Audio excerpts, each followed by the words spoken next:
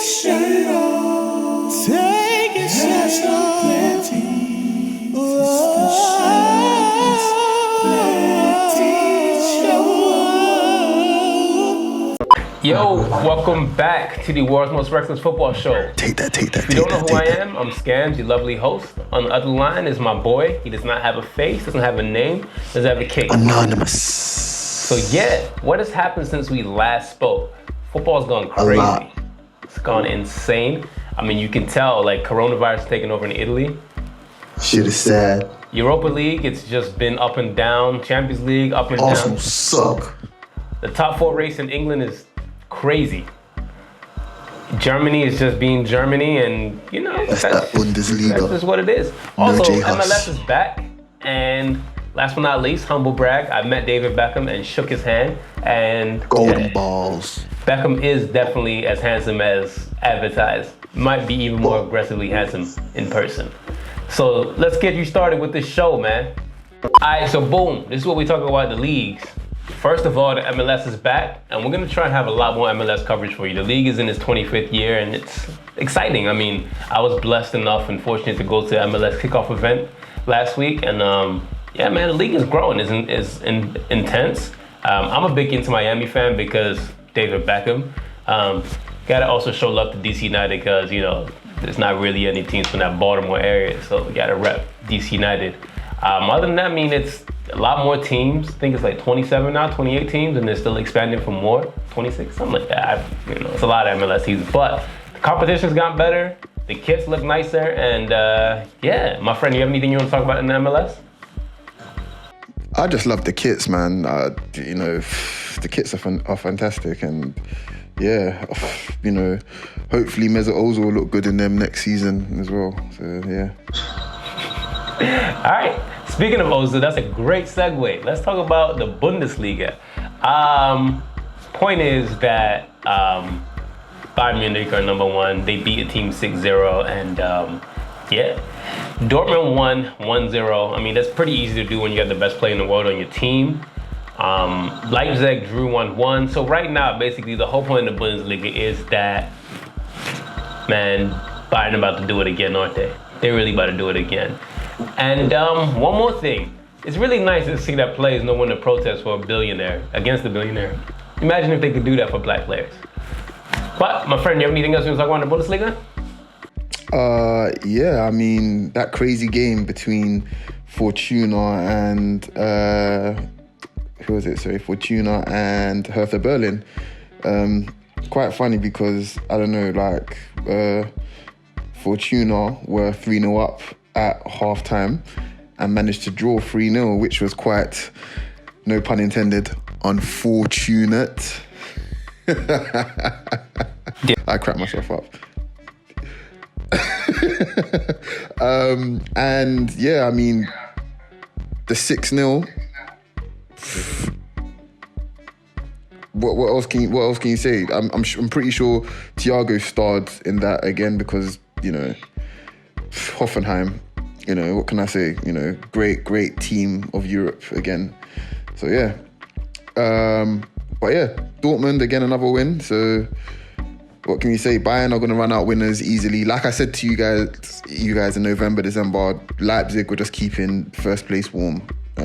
It's Bayern's league, and that's that.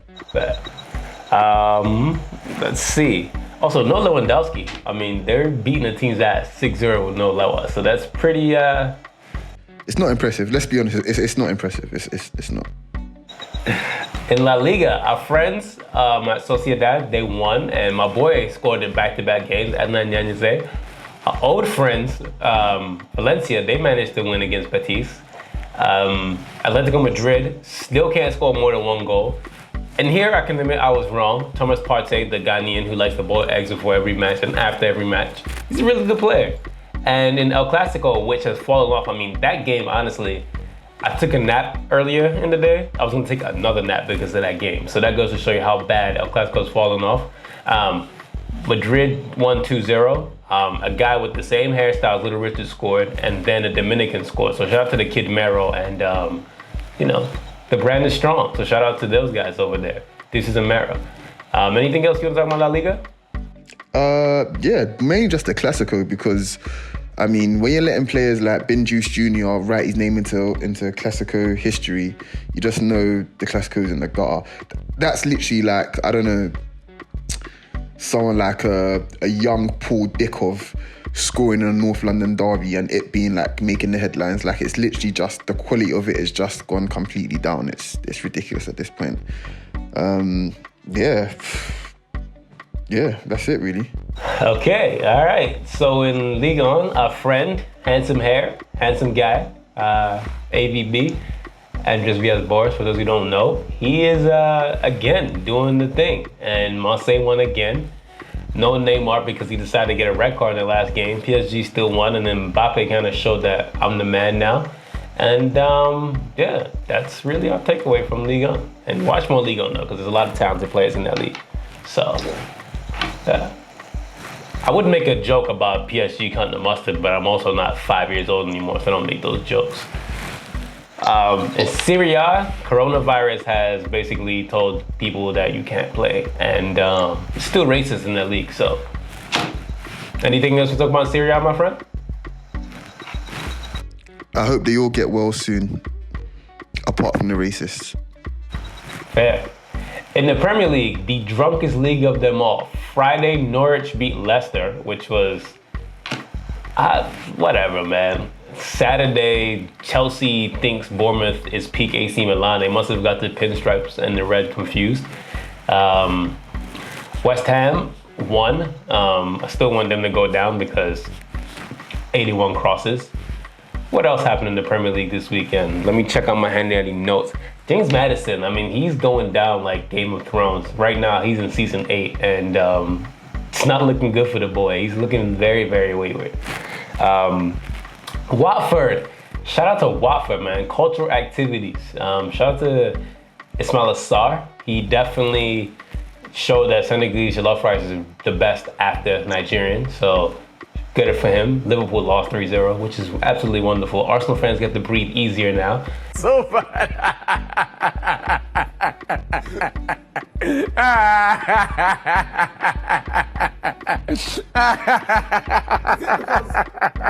And on Sunday, well today, United decided to go full on serious in the second half, 1-1. De Gea, I don't know what's wrong with that guy, but he needs to go to like church or something. And Tottenham lost, and Man City won the Kookaburra Cup. So that's pretty much the wrap up in England. Anything you want to talk about? Yeah, I think we've kind of just brushed past Liverpool, and I don't think we should. I think their achievement of going 44 games unbeaten should be, you know, respected and looked upon as something that isn't 49, number one. It also didn't span over 3 seasons. Okay. It also didn't contain a full 38 game schedule of games without losing 1 game. Okay. And on top of that, they haven't been as entertaining. But yeah, shout out to them for going 44 games unbeaten while everyone else is completely and utterly pants. Yeah. I think that's fair. And I think the biggest takeaway from that is that thank goodness they're not going undefeated, and their fans are crying, so it's nice. And Troy Deeney actually predicted it, so you should see that clip right about now. And got a nice easy one against Liverpool next week. So yeah, that's our wrap up for the league. And hey man, football's gonna keep footballing. This week is FA Cup, so if you're looking for leagues this week, it's FA Cup in England, and that's that. So the Champions League, Serge Gnabry went back to familiar territories and he brought the ruckus to Stamford Bridge. Boy likes London, clearly 2 goals he scored. So let's just run through quickly the results in the first round of 16 legs in the Champions League. Atalanta beat the mess out of Valencia. Atletico did what they do against Liverpool. You can't expect that from them. Dortmund and PSG was pretty interesting because I thought PSG was going to win, but Haaland had other plans. Tottenham and Leipzig. Tottenham kind of got outmatched. I thought more goals would have happened, but didn't happen. Napoli and Barcelona drew 1-1, and that was that. Lyon got a surprise result against Juventus. So we're going to see how it's going to shake out in the second leg. And Madrid, they lost. They were up 1-0 and Man City came back. So good fight for Man City. My friend, do you have anything to talk about with the results you saw? Yeah, we'll start back at the Bernabeu. De Bruyne playing the false nine, was, worked out really, really well. And he was super, super impressive. Atlanta are just, they're impressing me every time I see them in the Champions League, pretty much. And Valencia are just, sorry right now. Atletico, Liverpool, it's going to be interesting to see because Anfield Nights, genuinely, I hate to sound so corny and cliche-like, but Anfield Nights in Champions League, there really isn't anything like it. So you really don't know what's going to happen on there. They could literally be 4-0 up in the first 20 minutes. It could happen like that. But I still feel like Atletico have something to say in that tie. Bayern Chelsea is done and dusted. Barcelona, Napoli, if Barcelona play like how they play like today, then Napoli have got, all the chance. They've definitely got a chance. And yeah, PSG Dortmund, if Neymar's fit and he's actually firing, then PSG will still go through. Yeah. But Dortmund definitely have a chance. Tottenham, no striker, no hope, and they have Mourinho as manager. Thank you and good night. Yep, and good morning from Europa League. Any tasty draws you see in this next round in the Europa League? Yeah, Getafe versus Inter. It's a walking, talking Spider-Man meme. Olympiacos rules would actually be interesting because both teams actually can defend really well, funnily enough, unlike Arsenal. Rangers versus Bayer Leverkusen as well. Steven Gerrard, boy, you know what he's like on European nights as well. So again, after their first leg in the round of 32 as well, anything can happen with Rangers. Yeah. Sevilla Roma as well will be really good. Will definitely be really, really good. United versus Lask. Again, anything can happen, but I fully expect United to manoeuvre their way through. The quintessential Europa League fixture. Or should I say the quintessential Europa League clubs, should I say, sorry. Wolfsburg and Shakhtar Donetsk. If you can ever think of a more Europa League tie, please leave comments or let us know because this is this is Europa League heritage. It's just a Europa League tie. That's it. Yeah. That's it. Yeah. I mean, the biggest thing for me is just I'm excited for some of these draws. I'm excited to see Joe Aribo play and Hagi's son. And with United, the last fun fact, they have an Austrian-Nigerian goalkeeper. I don't know why I know that, but I do. So let's just see how these games shake out. We love the interactions you guys give with us every single day.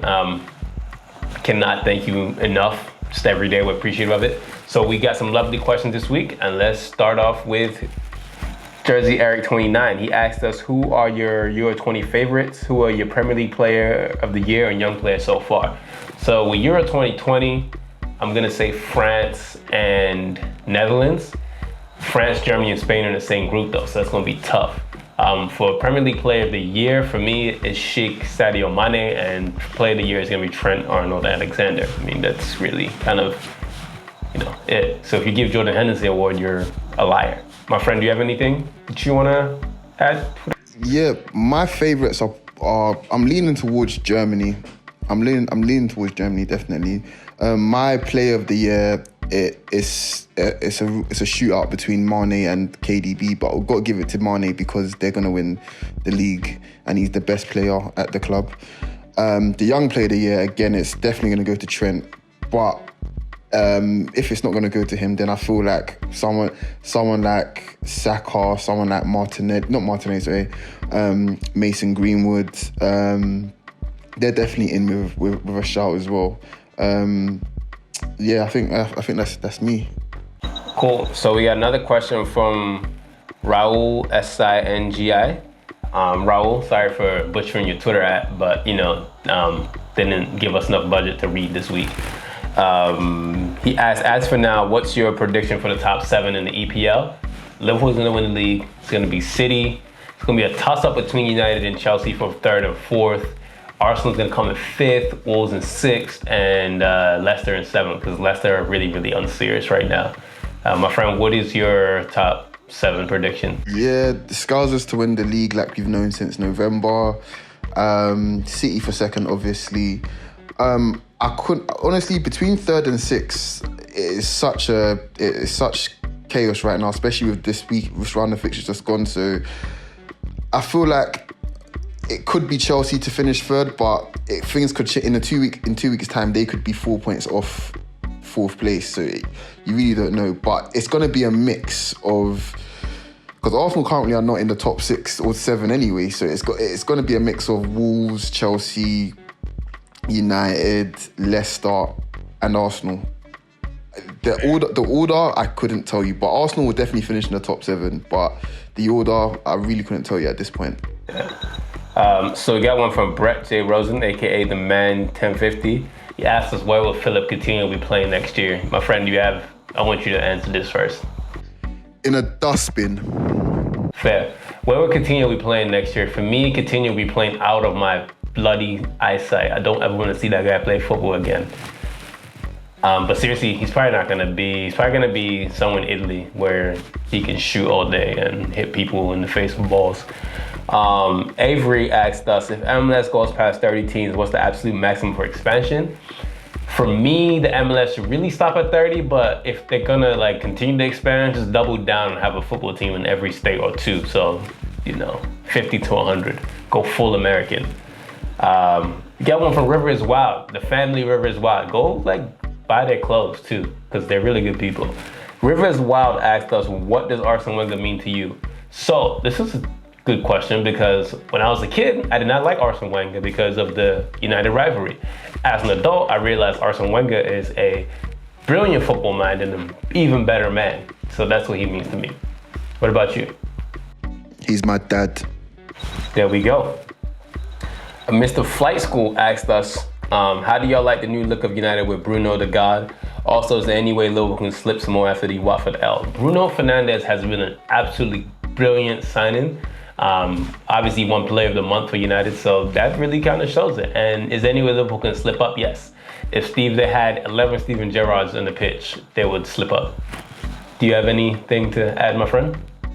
Yeah, I mean, Bruno pretty much is fitting really, really well. And I did say I didn't think it would take him any time to settle in. He's a really good player. So I mean, I'm definitely impressed with him. Liverpool are not taking any more L's this season. Probably, if they are going to take any more, it will be away to City. But yeah, they're going to beat the stuffing out of everybody else between now and the end of the season, unfortunately. Yeah. John Tolbert asked us, what do you think the issue at Real Madrid is? Is Zidane or the Asian players? You guys need to get back to basics, man. Corruption 101. Get back to it. Do what you do best. My friend, you anything else? Yeah, you just start taking money off the Spanish people again. That's pretty much it. Yeah.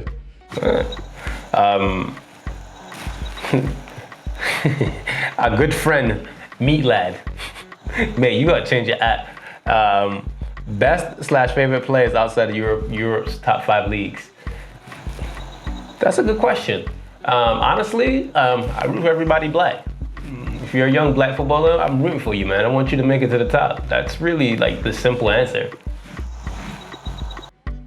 Yeah, I think for me it'd probably be you can pick players from the top 6 teams in the Championship in England. There's a lot of quality there. I mean, I look through some of those players thinking, wow, yeah, they could definitely play in the Premier League. So yeah, namely side Ben Rama as well. But yeah, there's loads. Honestly, there's loads. If you watch the Championship, I was actually having a conversation today when I had my kick about, and the quality of the Championship has actually risen again to the quality it was between, I'd say, 2001 to 2006 or 7.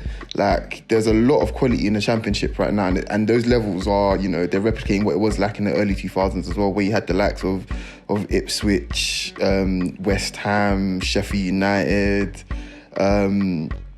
West Brom. There's a lot of quality in those teams. So yeah, I feel like it's getting back to those levels, definitely. And those players are super fit, super fit as well. Yeah, there's a lot of games in the Championship, so you gotta stay fit. It's Max K asked us, what are our thoughts on Marcos Alonso? Insert the clip in 5, 4, 3, 2, 1. I want you to do your job and arrest that piece of trash Ebo Gentleman asks us, what is our daily mantra you tell yourself to get through each day? My friend, do you have? Love for you to do. Yeah, I mean, go and listen to Nas Destroy and Rebuild. The trash talk at the end of that song, that's just my mantra in it. That's, yeah, whatever. That's it. Mine switches between two things. There's days where I listen to Nas Hate Me Now. That kind of is my daily mantra. Or I listen to Nipsey Hussle, Young Nigga. So that's really it. And the song with Kendrick. So that's really my daily mantra right there. And last but not least, Mark asked us, what's England's front three gonna look like? He has Sterling, Calvert-Lewin, and Sancho. Before we answer this question, I know it was banter to be posting that Calvert-Lewin song because no one expected Calvert-Lewin to be doing what he's doing this season. He's actually a really, really good football player. Like jokes aside, like no banter, like Dominic Calvert-Lewin was actually like solid.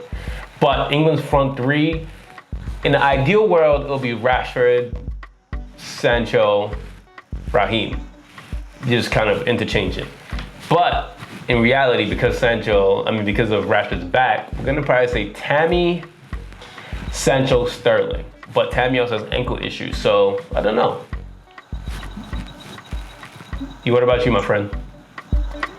The front three, it's just gonna be black.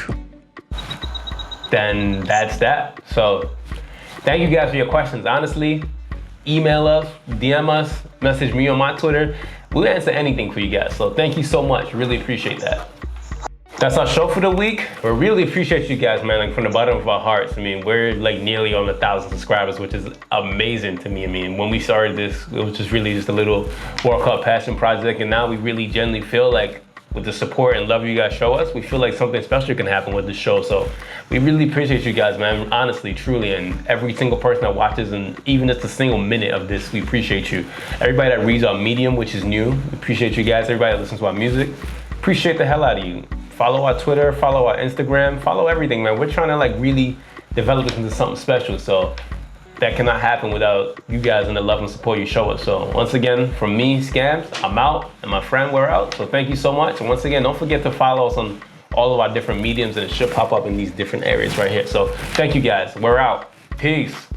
Take your shirt off. Take your shirt off.